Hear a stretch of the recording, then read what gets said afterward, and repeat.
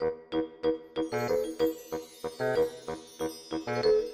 everybody, Becky Megan here, and welcome to a new series we are going to be having called, not sure what it's going to be called yet. Something forming of Let's Tip or something like that. Tip Select. Anyway, so this first Let's Tip, or whatever video we're calling it, is regarding around the mod Blood and Bones for Minecraft. It's a Feed the Beast mod, a third-party mod, and a mod that I've been enjoying immensely the last couple days. Anyway, Blood and Bones makes the entire Minecraft experience much harder by removing a lot of early game mechanics and just generally making the mods a lot harder. So, in the Let's Tip series, I'm going to be showing you guys some tips to make sure at least the early game is a lot easier than it was previously. With every episode, I'm going to have a download link, or not a download link, a link in the description below that'll link you back to my blog, which will have a PDF or a JPEG. I'm probably going to link both, with pictures and write-ups on tips you can do in case you're on, say, a limited internet, or you can't watch YouTube for whatever reason, because all of these tips will be covered in the videos. But anyway, let's get started.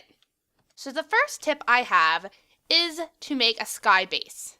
It's going to be one of the easiest ways to avoid mobs because a lot of the mobs in this game, zombies especially, are able to break blocks. So by having a sky base, it makes it so that they can't break into your base. So, obviously, you're going to want to use dirt. It's one of the early game resources and it's immensely easy to get. So, I've heard suggestions for any number between 6 and 32 blocks up. Personally, I'm a fan of 8. It's high enough that you're off the ground and mobs will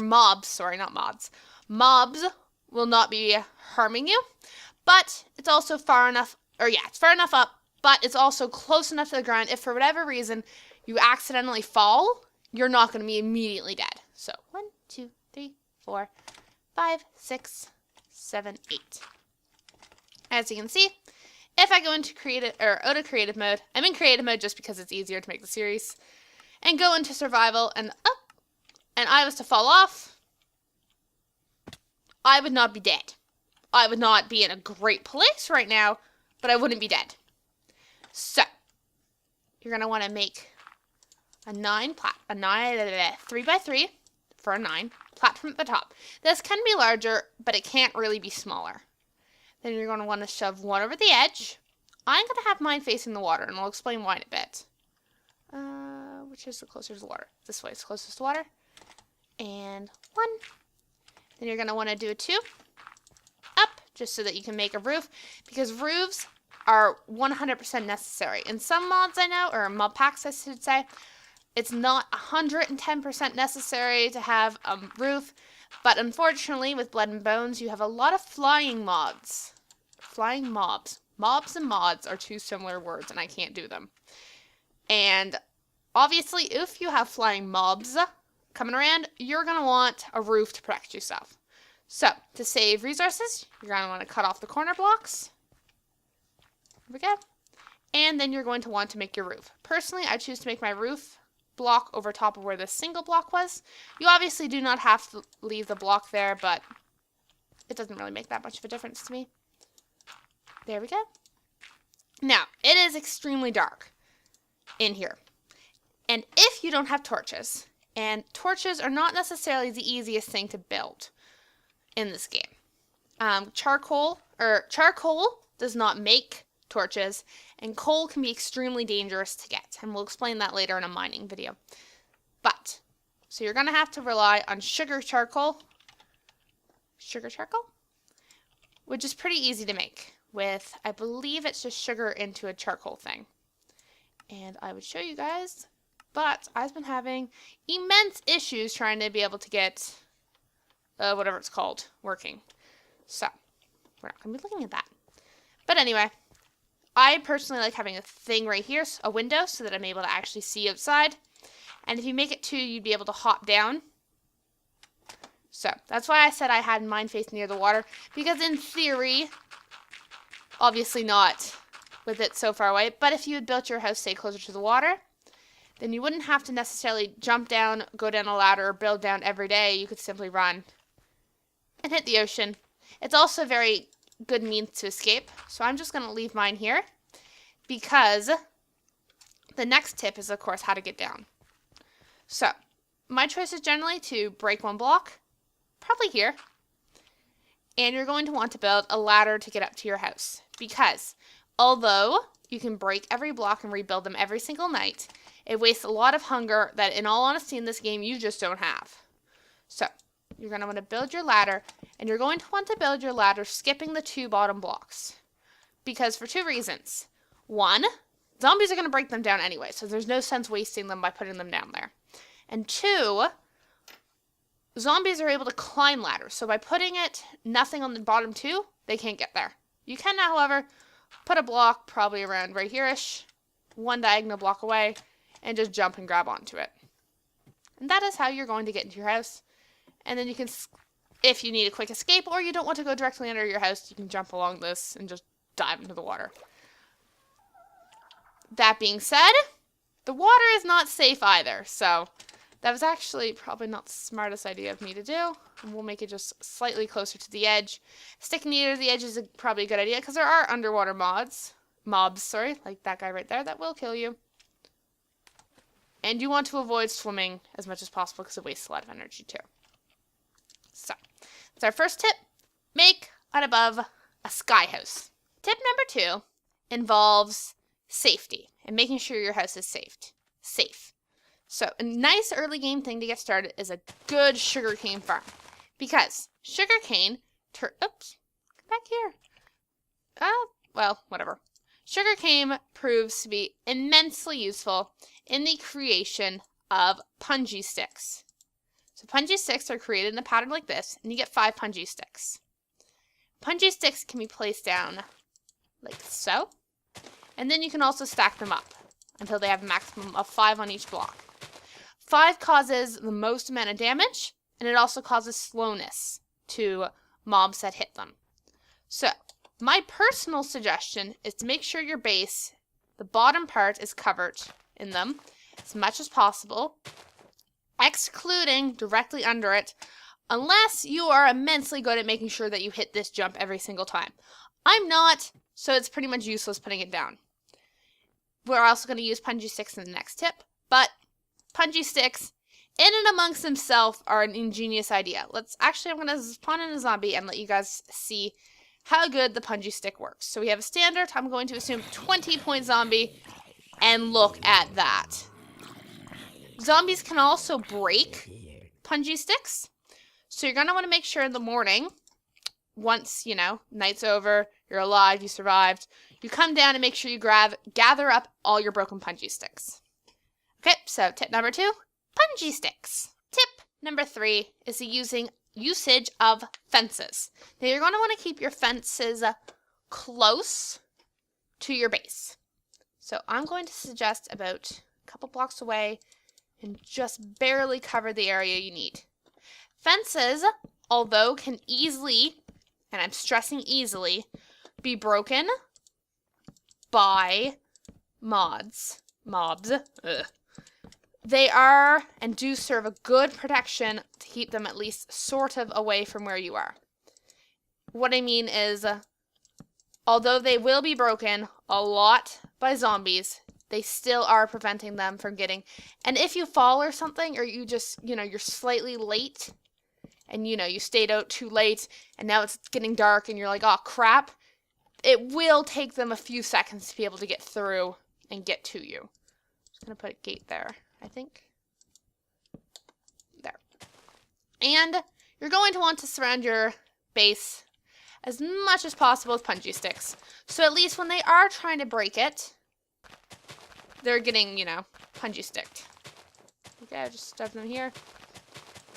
So, obviously, sugarcane farm's a good idea. And fences are not cheap in this game, so you're going to want to make sure that you use them wisely and don't waste them. And as I said earlier about having to go get punji sticks in the morning, doing a walk around, probably more the inside, grabbing any fences that broke, you're going to be doing that a lot too.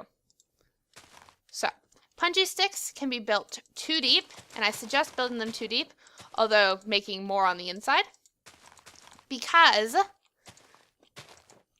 mobs are able to break blocks from about 2 blocks away. So with a second layer of punji sticks, you should be saving yourself a lot of hassle. So we're going to make it night, and I'm going to show you guys what it's like trying to survive at night. This is the opportune base for an early game sort of go through. So it's night. We're going to spawn in some zombies. We have a spider zombie. We have a bunch of random zombies, and we're going to go... Oh, giant zombie might have screwed us over. Anyway, so we're going to go here. We're actually going to go into the roofs just so I can show you guys around. Get up, though! So anyway, we got our zombies here. They're wandering around.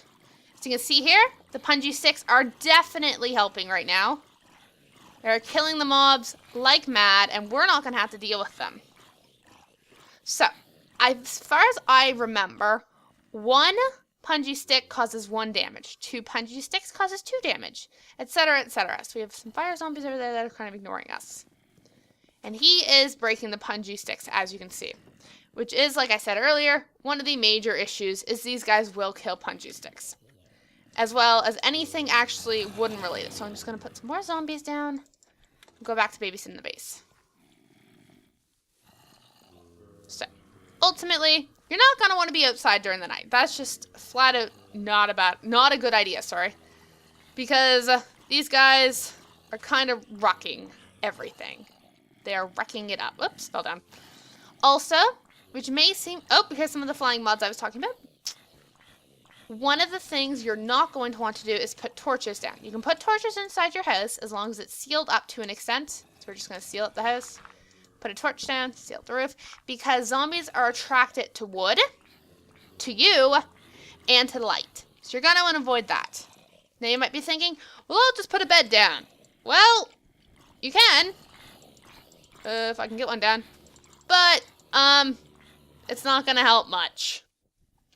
So, let's get back up and see how our brain-eating friends are doing out now. So I'm going to make it daytime. Daytime! Hey, it's noon! So there's some flying mobs. There's a really annoying Arapede. Creepers just blow up because they can. And as you can see, you're going to want to wait a while. And that is why we put this down. So that you're like, I need to get around to my day and I can't be bothered to be near you guys. So we'll just splash down here and just avoid the entire ordeal in and amongst itself. Because unfortunately, it's very hard to kill these mobs. And as you can see, we have quite the mess down here. The Arapede's not even affected, so, you know, as an FYI, not every mob's affected by this. I believe creepers are, and I believe skeletons are, for sure. I'll just do a double check. Skeleton. Creeper? Creepers are definitely affected. Are you an ender creeper? No, you're a death creeper. And skeleton. And yeah, skeletons and them are definitely affected. Let's see if normal mods are. I believe they are. There we go. Okay. So obviously, punji sticks are going to make a reappearance, I should say, when I start doing my videos on how to get food. Because, spoiler alert... Oh, I need a sword. I need a sword of some sort. I'm just going to kill these things. Spoiler alert. You cannot kill... Or, well, you can, but you have to be prepared for the consequences by killing peaceful mobs because they will kill you. Okay, let's just get these guys done. So, I have a couple of final tips. But, this is going to be your base game house. Learn it, live it, love it. Because you're going to be doing it a lot. Yes, that is going to be your house in all of its beauty. Okay, so the final tip I have, just still clearing things up, involves the use of stairs. They will be broken, and you have to be prepared for that. But hunger is very, very much a killer in this game. So you're going to want to avoid running, hopping, and swimming as much as possible. To alleviate those risks, you're going to want to put stairs everywhere. You are going to want to avoid having to hop as much as physically possible. Even if that means wasting an obnoxious amount of resources making what seems like a really stupid staircase, just so when you do your emergency run, you don't have to walk up the stair or walk up the side of a mountain. But if you think realistically, what you're supposed to be thinking about this game is how it would feel in real life. You would be pretty damn hungry and exhausted too if you literally spent your entire day, all day, running up 1 meter cliffs. So, this game is going for realism. That's realistic. So, if there's a path you travel a lot, you're going to want to cover it and stair so you don't have to hop. You're also going to want to make boats to avoid swimming. And you're going to want to do ladders if you have, like, say, 2-block high things to climb up. Because it's going to make your hunger last about 18 times longer if you're able to just sort of climb upstairs instead of hopping around. So thank you guys so much for watching my very first Let's blah blah blah video on the Blood and Bones mod. This is all about shelter and surviving. Next video I suspect will be about hunger. As I said at the beginning of the video, there is a link to a blog post or something. I haven't decided quite yet. But anyway, it'll lead you to a PDF document that will have all these tips in a slightly easier to read, but much less informative form. If you guys have any tips to how to make these series better, or any other sort of game/mod packs that you want tips for, make sure you guys comment those below. It's a new sort of testing series for my channel, and I'm not 100% sure how to do it yet, so hopefully I will get better with practice. Anyway guys, thank you so much for watching. I'm Becky Megan. I will see you guys again later.